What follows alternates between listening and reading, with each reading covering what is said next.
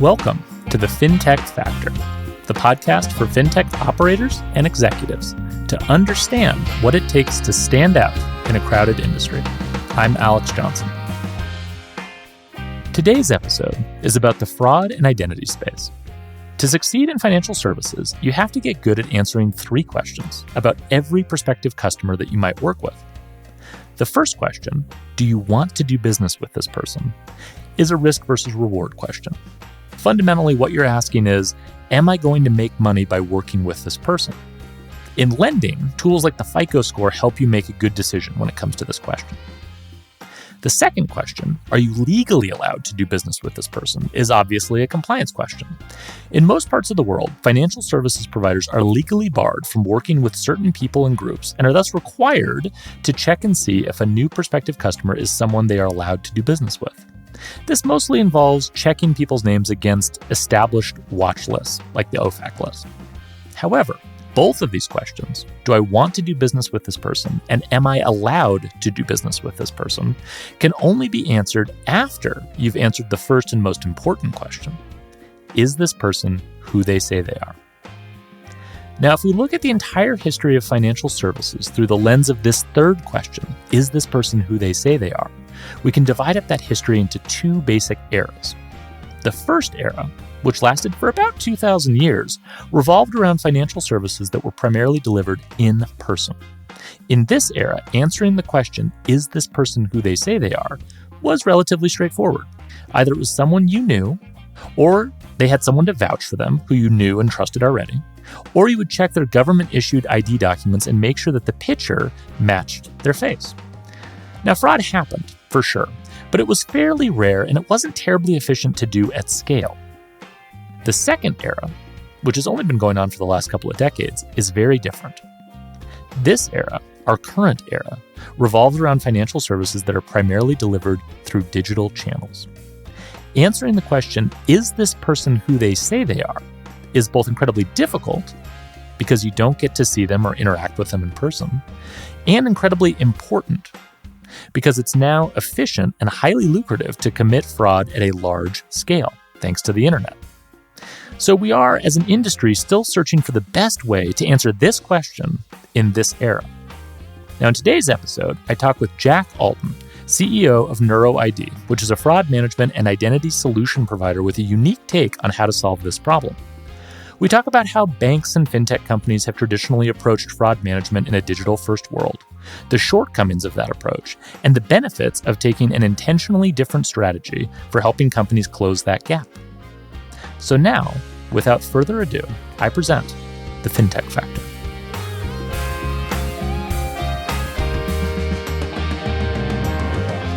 Jack Alton, welcome to the podcast. Hey, thanks for the invite, Alex. Appreciate it. Absolutely. So let's jump right into the problem. Neuro ID, what problem are you guys focused on solving?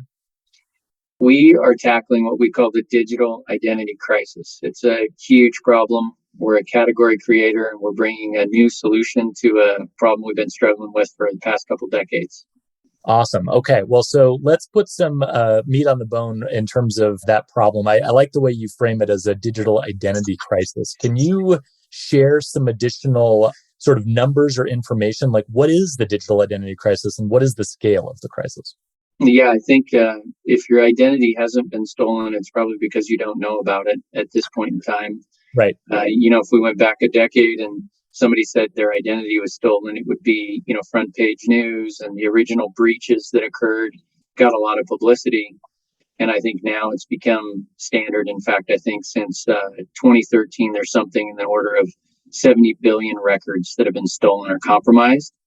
And when we look at the digital identity crisis, that was essentially the fuel, that was the raw materials to start doing identity fraud at scale. And that gave folks access as easy as going to the dark web, buying credentials, and starting to build your fraud operation. So that's the problem we're focused on. As I mentioned, it's been getting worse and it's continuing to grow. So we're bringing a new technology to help fight that problem. Got it. So let's dig into that for a second. So when you say that the sort of compromise of personally identifiable information has sort of been the fuel to be able to do this type of fraud at scale.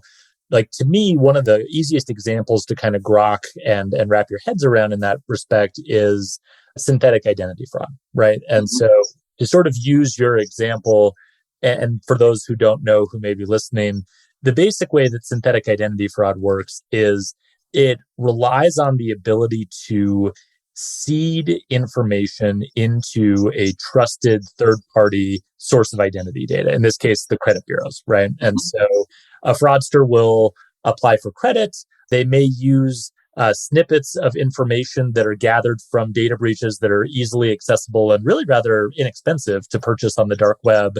And then they'll use that as a way to get themselves inserted into the credit bureau, right? Because whenever you apply for a loan, the first step is the lender submits that identity, whatever is presented at the time, to the credit bureaus to check if you have a credit file. And of course, in the case of most of these synthetic identities, when they start, they don't have any data associated with them. There is no history of Alex Johnson living in North Dakota at an address that I don't live in existing at the credit bureaus.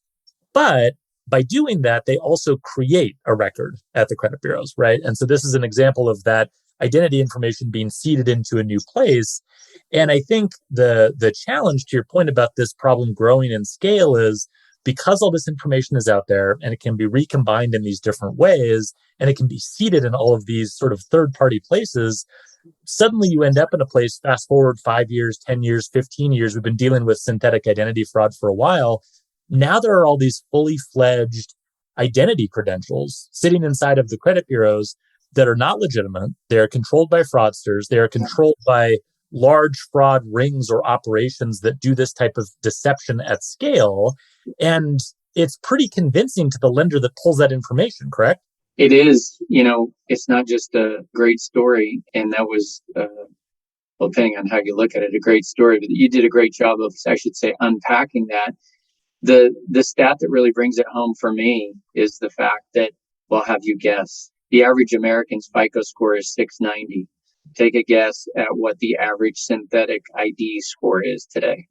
Oh, God. So the average FICO score for a synthetic identity in the credit bureaus, it has to be higher, right? It has to be what, 700, 710? 742. Oh my God. 742. So if you wanted a snapshot to wonder whether this digital identity crisis was hyperbole or it was real, we have it now. And you did a really great job of kind of walking everyone through how we got where we got. And what we're trying to do is, I think that's apparent to everybody that's doing business online. They know just how daunting a task it is.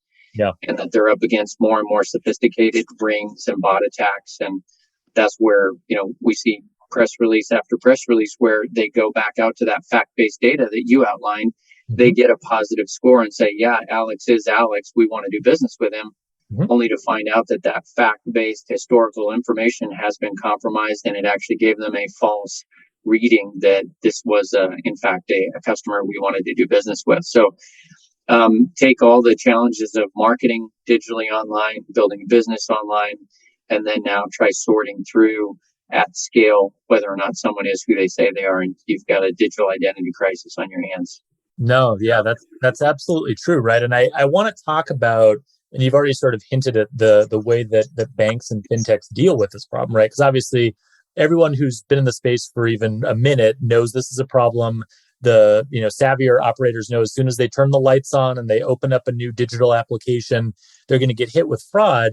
But I want to talk about, historically, the way in which we've dealt with fraud in financial services. Because obviously, are you who you say you are is like the foundational question upon which pretty much everything else rests inside of financial services, both from a compliance perspective, but also from a risk and a profitability perspective. Since we've started digitizing financial services and we've taken an interaction that used to happen in the branch, right? Which by definition is difficult to spoof because someone has to walk into that building. It's high risk because, the odds of having the cops called on you if you're impersonating someone else is actually decently high. And I think maybe most importantly, it just doesn't scale very well, right? Like you have to go in for every single application that you might be trying to commit fraud on. So the branch in a lot of ways screened out a lot of potential fraud and just didn't make it viable. But since we've transitioned to online applications, the whole model and business model around fraud has changed. So can you kind of walk us through the sort of traditional way that banks and fintechs dealing with fraud in a digital environment try to sort of stack up solutions and try to screen out as much of it as they can? You bet. And we'll get into what we're doing now, but I think it is worth going back and looking at, how did we get where we are today? Part of it is that if you think about the digital channel, it's anonymous. So if you're a bank or you're a merchant onboarder, instead of a welcoming experience that you might see in a bank branch office, they almost have their defensive posture up, knowing how much compromised information is there. And you essentially go through a waterfall of checks, almost like you're kind of guilty until proven innocent. Okay, did the FICO score come back right? Was their email associated with any other fraudulent transactions? Did they hide their IP address? All these tells that they're trying to kind of reverse engineer into through these fact-based historical sources of data to try to assess, should I open an account with Alex or not? And that served digital lenders and digital financial companies for a period of time. And then as these breaches occurred, it just put more and more pressure on looking backward at data to predict whether or not somebody's going to be a good customer going forward, or fundamentally if they even were who they say they were. So it was largely a waterfall process that was built on pulling different pieces of third-party data to try to stitch together an assessment on identity. Got it. Okay. And then just to sort of put a little bit more color around that, as you're saying, it sort of seems like the more data breaches that happen, the more fraudsters sort of figure out how to navigate around these things, right? And so I do like the analogy of a waterfall, because you're always adding additional things into the waterfall. You're adding additional things to your stack. And the hope is that it's going to provide one more signal that's a little bit different yet complementary to what you're already doing. So it's going to catch a little bit, particularly as fraudsters start to navigate around the obstacles that you're putting in front of them. And much like, layering Swiss cheese, I suppose the theory is if you put enough layers of Swiss cheese on top of each other, the holes won't line up and you sort of have something you can stop people, right? But the thing I also want to make sure that we're sort of clear on from a waterfall perspective is there's a cost associated with all of it, right? And I think a lot of times fintech companies in particular think of cost as more of a customer acquisition problem. So, hey, how can I go out into the market, convince the customers that I want to apply for my product? And once they've applied, that's where the cost kind of stops. Now, if you've worked in banking, that's really just where your costs begin, because the whole process of determining, is this person who they say they are? Am I allowed to do business with them? Do I want to do business with them?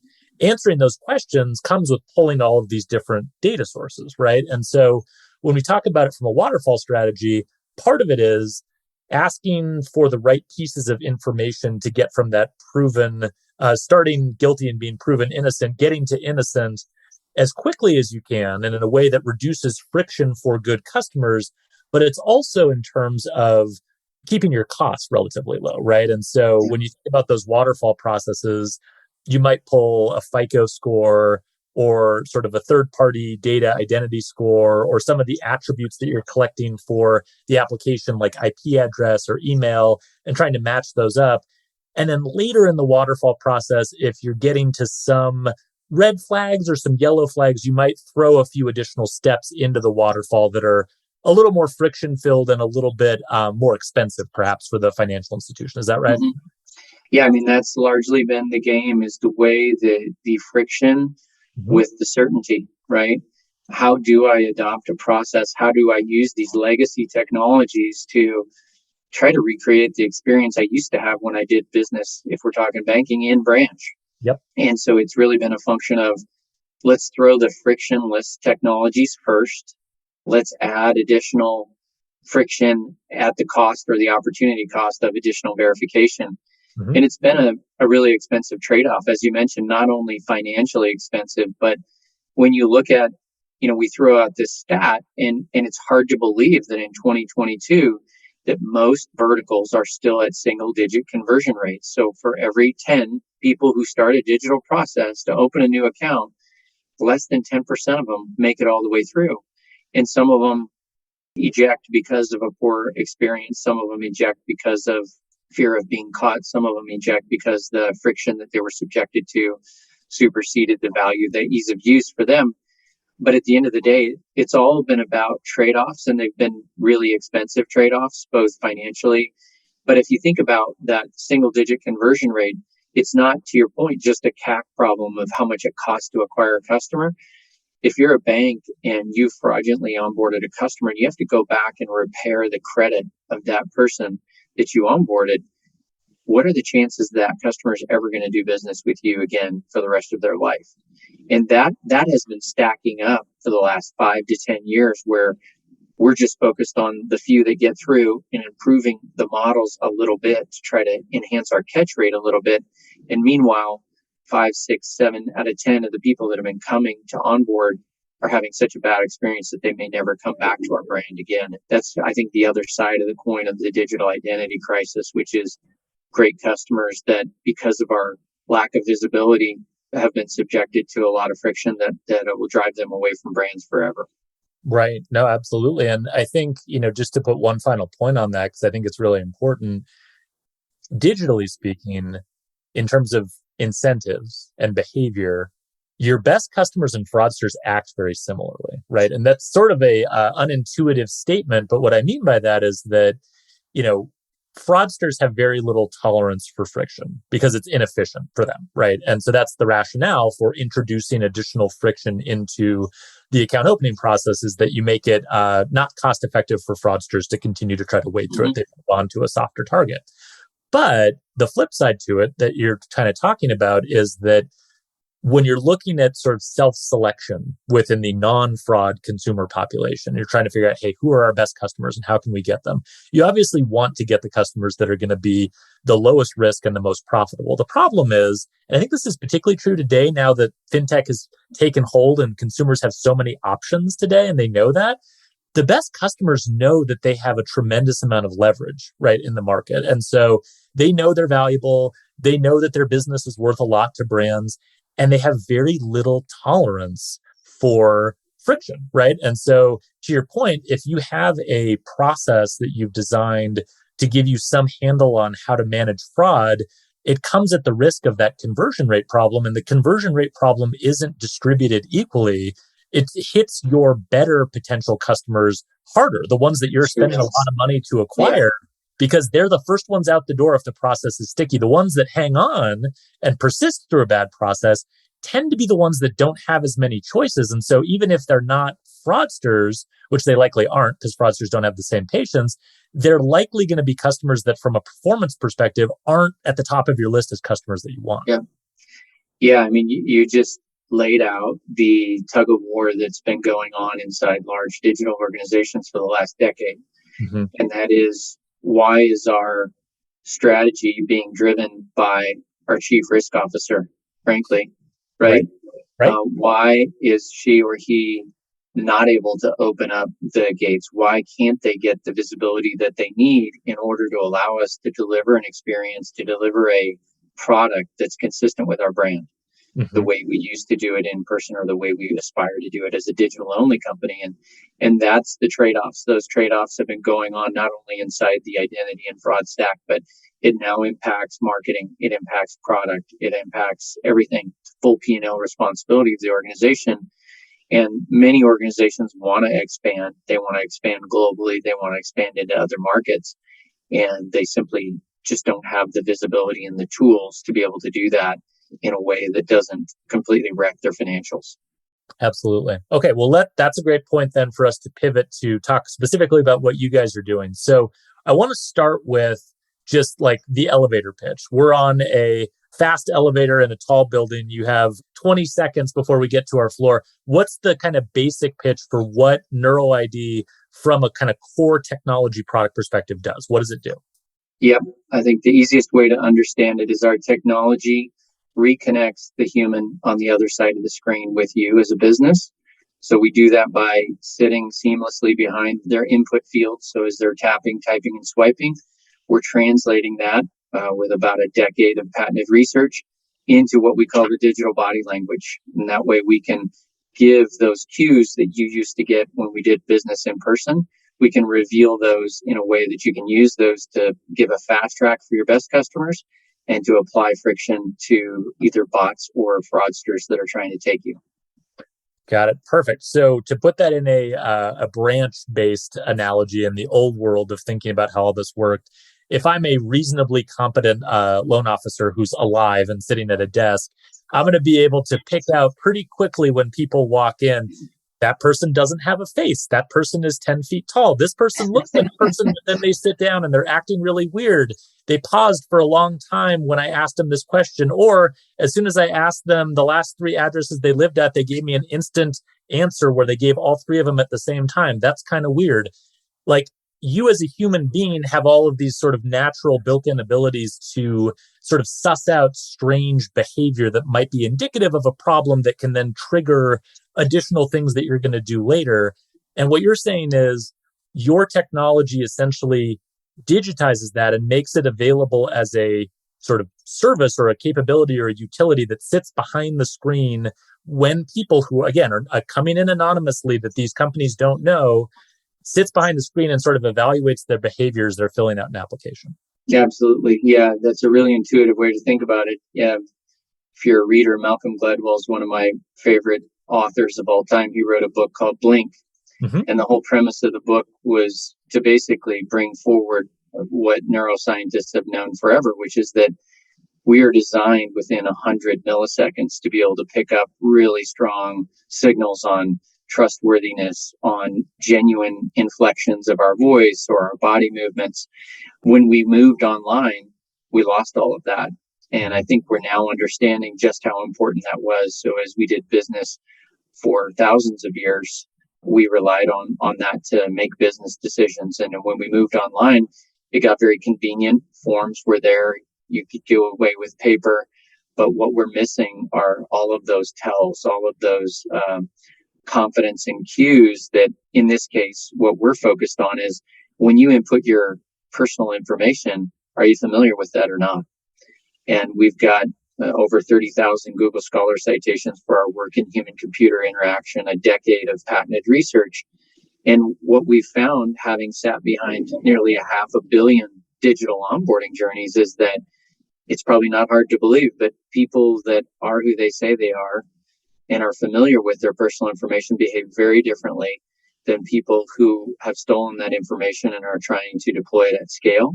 They behave very differently than a bot that has been programmed to move through that information at scale. So we're giving brands that visibility that they once used, their frontline, all their employees, to be able to suss out. With one JavaScript that collects no PII, we're able to do that, basically light up a new form of visibility into that digital onboarding experience that allows us to make way better decisions on who goes through more or less friction.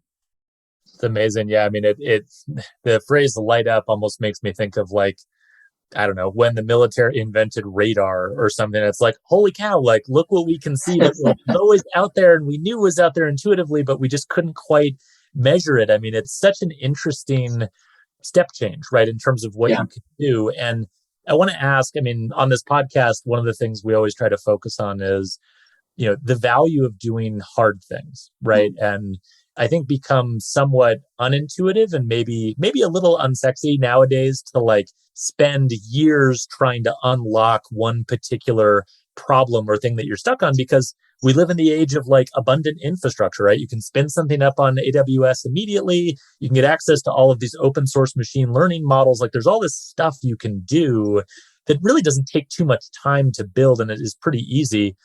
But my contention is that a lot of times the value ultimately comes out of these hard problems that we sort of spend maybe too long at the time, it seems, kind of banging our heads against and trying to figure out. So with NeuroID, the two that I want to hone in on, one is kind of a go-to-market question, which I'm going to save for a second. But the first one is a product question. So I think you just did a great job outlining, like, what your product does and what it looks for. It's measuring that computer-human interaction and that behavior.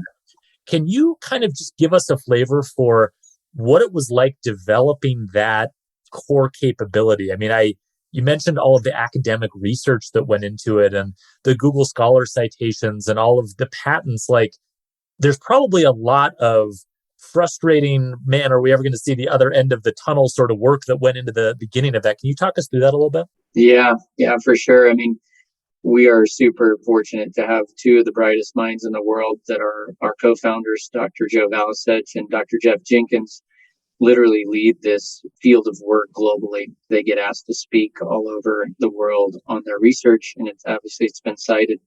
They had this notion that we could infer intent from how somebody moved a mouse or tapped a screen. And there was a lot of time, effort, and energy between that initial aha moment and where we are today, which is now providing this for some of the largest brands in the world. When you talk about the hard things, I think for us, the hard things, the definition was the data science, the rigor. We came to market as a new source of data, as an input into those models that we talked about at the top of the call, where everyone's looking for a magic source of data that's going to somehow allow us to make better decisions in what we call the post-submit world, once you click submit. Mm-hmm. And the good news for us is we had customers with very high bars for additional lift. And in most all cases, we delighted them with a new source of data. But that required us to do outcome analysis, to run tests, to really interact very closely with our customer. And there were a lot of long nights and weekends where our team refused to give up and just kept cranking on the model till we could deliver the value. So honestly, for me, as a non-data scientist, it was not my favorite portion of the company. But now I look at what stable underpinnings that's given us to be able to productize and mass productize the use for this into platforms and into upgrading products. And I think had we not done those hard things, had we not taken the time to validate the technology across multiple verticals, we wouldn't have the confidence in our technology and the accuracy for performance that we have today. Got it. So to put a little context around that, because I think that's a great example and one that not being a data scientist myself either, I could imagine being pretty painful to just be like, come on, like we got to get something more out of this. So it's basically that, you're coming in, you have this sort of theory for what this new type of data or insight will deliver in terms of value for helping people understand intent and understanding how people are behaving when they're interacting with these digital applications. But fundamentally, this is an idea, it's not a reality. You have to sell this idea and you have to sell it to chief risk officers, right? And you have to sell it to the head of fraud management at large banks or fintech companies or other sort of companies that are interacting with consumers digitally. And having sat in a few of those types of meetings in the past, one thing I've observed is that, and you kind of hinted at it before, they're tough customers, right? Like every day they're getting pitched new solutions that will add lift to what they're doing, right? And so they don't believe you when you say that, because everyone says that. They want to test it. And when they test it, they want to be able to see a lift that you can show them that is distinct from the other ways that they're trying to detect bad intent, and that is significant enough that it justifies an investment in adding you to the stack, which is not an easy thing to do. So just to make sure I'm clear on this, the idea is that in training the model, the pressure for getting to the most sort of insight out of that model and really pushing this data as far as you could came from the fact that we got to show lift. We got to come back to these guys with an ability to say adding us to this stack is a good thing to do. Is that a fair way to summarize that? Absolutely. I mean, that's the path they took for every other input that's in their model today. It served them well. They stacked them on top of one another and over time created the predictive model that they have today. So yeah, it was an arduous process. And as a CEO, I guess the things that challenged me with this process wasn't that I wondered if our team could deliver on it. Sure. It was the fact that it took a long time. Right. Waiting for outcomes took a long time. And ultimately, the value was in the hands of our customer. We couldn't go implement it for them. They had to get the resources to do it. The analysis had to be done by them as to what kind of lift it provided. So it just felt like we weren't really in control of our own destiny. We were met with a great deal of enthusiasm. Many of our customers had tried to derive some kind of meaning from behavior. Sure. But in all cases, they found it to be a very noisy signal and one that oftentimes, had them heading down the wrong path. So they were open to it, but that bar was really high and there was a lot of vendors that were already in there. And some of the nuanced value of behavior wasn't really picked up in those models that I would say had more blunt instruments involved, that fraud catch rate superseded the value of friction. So that was kind of summarizing the hard stuff we did to come in as a new source of data. Yeah, that makes sense, right? And I think that's a good point you bring up about the sort of fraud catch rate, right? Like you're pitching it to the head of risk, you're pitching it to the data scientists that work for the head of risk. Like they have an objective in mind, which is reduce risk. And like not that they don't totally care or are aware of friction, but it's not their primary objective. And to your point, from a blunt instrument perspective, like models are built to optimize an outcome, right? And so if you have this outcome in mind, that's what you're going to do. And I think what I hear you saying is that behavior, while useful, is also nuanced in a way that it's not just detecting signs of fraudulent intent, it's detecting a bunch of stuff. And those signals are useful in lots of different ways. So the second thing I wanted to ask you about, and it relates not so much to product, but to distribution, is a problem I see a lot in the fraud management space from a vendor perspective, which is that I think you did a really good job of describing this stack of solutions that exists. And every chief risk officer or fraud department has their stack.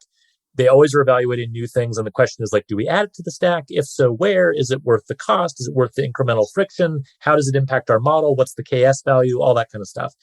And fundamentally, that's a really hard sale. But B, the other thing I've observed is that it doesn't tend to last forever, right? And so looking at sort of the history of the last, say, 15, 20 years, really since we've been doing digital fraud management, what I've observed is that there are a lot of companies that come in as a point solution provider, trying to get into that stack. We have a new data source, we have a new model, we have a new way of detecting this thing. Fraudsters have adapted, and so have we, and here's the newest mousetrap that you have to have. And if they're successful, they sell their way into the stack. Usually what happens is once someone has that idea, suddenly a bunch of other people have that idea, they come into it. Suddenly there's a lot of competition for who has the best version of that mousetrap. Gets a little bit commoditized. Maybe the fraud sort of conditions in the environment evolve a little bit. So that signal you're providing, while useful, isn't like the most useful thing now. The lift is a little smaller as it gets a little older. And I think what a lot of providers do when they get to that stage is they sort of pivot to trying to be more of an orchestration provider rather than a point solution. So they kind of say, yeah, you can use us for getting access to this data point, but really now that we're in your stack, you should use us to sort of orchestrate that whole waterfall process. And you can see the value of sort of pivoting in that direction, right? Because we're now giving you this orchestration platform. From the vendor's perspective, like that's sticky because if you're doing the orchestration, they have to use you. You have all these different data sources plugged into what you're doing. You can start to do modeling and other things on top of it to help them. And fundamentally, you're becoming part of like the bank or fintech company's infrastructure, not just an input into that infrastructure. And so when I was thinking about NeuroID, and I've, disclosure, known you guys for a while, and Jack and the NeuroID team are based in Whitefish, Montana, which is beautiful. Maybe not quite as beautiful as Bozeman, I would argue, but like very, very nice. Careful now. I'm a fan. I'm a big fan of Whitefish. So we have that sort of Montana connection. But, watching you guys, just from the outside, I would have predicted that a similar pivot would have happened at some point, right? Because there's only so long that you can kind of try to smash your way into that stack and sort of become a part of that waterfall before a natural pivot to like being a platform starts to sort of maybe look like the right move. You guys did something different though. So I'm wondering if you can kind of characterize the thinking there. Yeah, for sure. I mean, if you think about the digital identity crisis, and if we believe our technology is going to help solve it, you have to think about how do you distribute it? How do you get it out? For the past 5.5, 6 years, we've gone one customer at a time, going through the process we talked about and delivering tremendous value for our customers. However, if we look at, okay, that's some number of large enterprise customers, what about the rest of the world? What about the platforms? What about the different geographies that are out there? How do we get this technology out? And so we thought the world probably has enough platforms, right? We probably have enough platforms. We have kind of what I call the API infrastructure is out there. The plumbing has already been built. And a lot of the right partners have been plugged into the back of these platforms. But what's been missing is the instrumentation platform. Hmm. So rather than following that path and becoming a platform ourselves and becoming another platform that has more differentiation, we felt like our path for getting the technology out, solving the digital identity crisis, was to go instrument those platforms and bring behavior to the platform and take the platform that's been built and make the platform better. Go to a legacy product that's in the fraud or identity stack and add behavior to it and make that product better. That allows us to get into the rivers and lakes of distribution out there that allow us to really diffuse the technology and not just allow the biggest brands in the world to capture this value, but for them to capture it and for them to be able to push it down to all of their customers that are struggling with the same visibility issue that they have. Got it. Got it. And I would think that one part of that strategy, which is very smart, I would think would be the ability to sort of present behavior as not exclusively a signal for post submit, correct? Yeah, so the world we look at is there's a post submit world, which is what we described at the top of the call, which is once an applicant comes in, they click submit, they go into all the historical data sources, try to assess if the identity is good or not, and they want to do business with them. What we have done is essentially taken behavior and moved it to the very front, to the top of the funnel, to the top of the journey, so that it can begin to assess how the crowd is behaving and how the applicant is behaving, so that by the time we get to the platform, they know we can use behavior to direct customers that are genuine, Mm-hmm. that interact with their identity as though they say they are. We can, for the first time now, create fast track paths, VIP paths for customers that we want to give a better experience for, because we got a look early on that said, hey, this is Alex. Alex is behaving like it's Alex. Let's give him a path of less friction. Conversely, if behavior reveals that someone's moving at 3 times the speed of a human, or they never make a mistake, or they're filling everything out in perfect order like a bot or a machine, then we are going to flag that and allow that platform to use the appropriate vendor on the backside to step that person up from a verification standpoint. So it's really putting a set of eyes up front on top of funnel to be able to direct the use of all those platforms that have been built and all those products that have been built. Right. Got it. That makes sense. And I think one thing you touched on briefly that I wanted to follow up on is the crowd level view, right? And so again, sort of hearkening back to our sort of branch world versus post branch world that we're now operating in. In a branch world, it's not as if 10 million people can show up at your branch at the same time and all submit an application for a loan, right? Like just like logistically speaking, not possible. The entire like area around the branch would shut down. The whole city would shut down. The branch couldn't let all the people in at the same time. Like just, it's a stupid thing to even talk about because like the analogy doesn't even make sense, but it's relevant because in a digital environment, going back to your earliest point, we can orchestrate these large scale fraudulent attacks, right? Like fraudsters have a legion of different identities that they can use. They have bots that they can use to execute the sort of application process, and they can hit companies that are making their services available digitally en masse, right? In these large groupings. And I think it's a really important kind of analogy to use between the branch and sort of post-branch worlds, because we're not, I don't think, from a fraud and identity perspective, trained to think about that threat, right? Because it never would have happened in the real world. So like digitally, how do we think about that? But what I hear you saying is that from a behavior standpoint, if you sit at the top of that waterfall, so to speak, and you're have eyes on this process pre-submit while someone is filling out an application, you can give signals to the institution that's using your services or the platform that's ingesting these services that, hey, the overall type of person that's coming in right now, or the scale of applications that are coming in, the behavior associated with them is out of whack from what we might think. So it's not just that there are some fraudsters in this group of people applying right now, which is always going to be true. It's that there's a lot of them, or it seems to be happening on a recurring basis. You can look at the crowd. Yeah, it's back to that visibility issue. One of the key learnings we had from all of the 500 million digital onboarding journeys and interactions with our customers was that every time we would show them our dashboard that would show how their customers were behaving as they were onboarding, They would get closer to the Zoom screen. They would want more information. They would bring a broader group of decision makers to the table. It became more than a fraud or identity issue. It brought product and other key players into bear.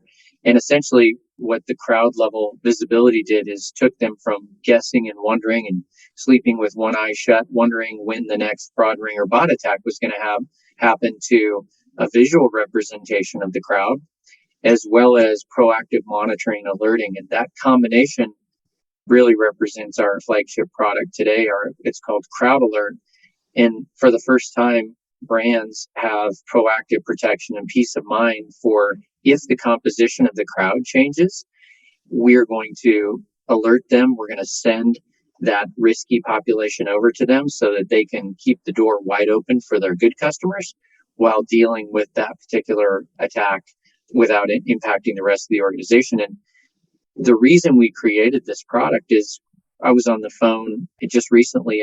We had seen evidence that top of funnel attacks, fraud rings, and bot attacks post pandemic were outpacing the onesie twosie fraud by a factor of 10 to 1. Mm-hmm. And we started talking to our customers, and we found one customer has over 100 million visits per year, 30 million signups, tremendous volume. This particular individual said that top of funnel attacks were up 300% year over year. And the impact of those attacks internally were massive. They said that in the first 24 hours, they can catch about 40% of the fraud. And in the first 7 days, they can catch about 70% of the fraud. So it sends, every time there's a velocity spike in the kind of post-submit stack, it sends them on this mission to try to figure out, is this good traffic? Is this bad traffic? Should we be concerned? Should we be popping corks and celebrating? It again comes back down to that lack of visibility. So monitoring the crowd, visualizing the crowd is one of the unique things that we bring now to market that is really easy for both platforms and products to integrate in and expand the value of their product today. Yeah, I love that. I love that visual of like inside a company without this level of visibility. You have, the marketing department who's watching the campaign that they ran, and it's right. Like, look at this traffic. This is amazing. And they're popping champagne and they're celebrating. And then like one floor up, there's security or fraud management right. or risk. And they're going, oh my God, like the world is ending. We have to get to the bottom of this. So like being able to give a clear signal that's comprehensive and that covers all the different types of behavior that people are looking for, good and bad, I could see would be just a really useful signal. And again, going to the waterfall point, the earlier you're getting that signal, the more intelligent and more, kind of considered you can be in terms of what interventions you do, where you send different segments of the population. And you can be much more sort of dynamic and responsive to that as opposed to trying to spend 7 days getting to the bottom of what just happened. Yeah, that's a good representation when we say it's no longer just a fraud problem. There's definitely the tug of wars change as volumes and velocities go through inside the organization. But I love that visual. Right. No, absolutely. All right. So I want to end with just picking your brain a little bit, slightly wider angle lens in terms of where all this goes. So taking a step back, obviously we're a couple decades into this transition to sort of a digital fraud and identity stack and trying to solve this digital identity crisis. Looking forward a bit, where do you sort of see this space evolving? I mean, obviously, it's highly competitive. You are involved in that competition, although taking a slightly different strategy, which I find fascinating. But like, how do you see that adjusting over time? How do you see sort of banks and fintech companies getting their arms around this problem? Like, what do you think the next 5 to 10 years will hold? Yeah, I mean, probably shaded by how I look at it, myself, what we're focused on is we see a world of opportunity. We look at it as though the infrastructure building phase has been significant over the last 10 or 20 years. Now it's how do we operationalize and increase the effectiveness of the use of all that infrastructure? So for us in the next 5 to 10 years, our goal is going to be to figure out how do we instrument all of that API infrastructure? How do we connect the humans on each side? We may never honestly get back to the way it was when we sat across from the desks from one another and seamlessly passed all these signals that we were innately built to determine at scale. but there's massive room for disruptive improvement. And our goal is going to be to get our technology out, to instrument the infrastructure so that we can make better decisions, we can build better brand experiences, we can put more pressure on the fraudsters out there that have been running rampant for the last, call it 5 to 10 years. Absolutely. Well, better is good, because I in no way want any of my comments to be construed as we have to go back to branch-based distribution. I had to go into the bank branch for my local bank to send a wire, and it was a little rough of an experience. So making it better without dragging us into the past, I think, is exactly the right goal. And I agree about the sort of modernization of all of this infrastructure. I think that's such a good way to look at it. Last question. Reflecting back on the journey and on, some of the hard challenges, right? Waiting for outcome data and waiting to prove out the value of the model and sort of figuring out a different way to go to market and a way to think about how to present your capabilities to banks and fintech companies. All these sort of hard problems that you've spent a lot of time on. I'm wondering, what advice would you give to fintech founders or operators who are maybe a little earlier in their journey, maybe in those first couple steps where they're still trying to figure that out? They're trying to figure out how to build a differentiated product, how to sustain that competitive differentiation, and even just how to build out their organizations and who to hire next. And what, if you kind of reflect back on your experience and some of the things you've learned, what would be some pieces of advice that you would share? Yeah, I mean, the first thing that came to my mind was run as fast as you can. No. No, you mentioned do hard things earlier, the value of doing hard things. I think rapid iteration is probably the most valuable thing that you can do. When you combine rapid iteration with rapid value demonstration, I think you start to get a really powerful combination. And when you can combine those two things together and look at things, I'd say probably the biggest shift, if I were ever to do another company again, I would do product led from the very beginning, which allows you to iterate, which forces you to deliver aha moments right out of the gate. It makes you deliver value before you receive value. That's 180 degrees from, classic traditional enterprise sales models. So I think for founders, I would, hire the best and brightest product leaders, hire been there, done that talent that has the confidence that they can visualize and demonstrate value early out of the gate, and then find customers that'll iterate. Yet you have to be able to find innovators that are willing to try something that's not status quo, to where they'll give you, access to their customer base so that you can kind of vet out where you're going to go. But I think more focus on really putting the product and the initial value and the iteration phase, that should be a cycle that I think could really cut down the amount of time that everybody takes to get to market, and in some cases where their companies either make it at all. Yeah, no, absolutely. Well, it sounds like it's both a function of, and I love the word demonstrate and demonstrate value, because in your guys' case, literally you're talking about, we have to have something we can show, and we have to be able to help them visualize the impact this is having and what it tells them about their population of consumers and prospects that they're dealing with.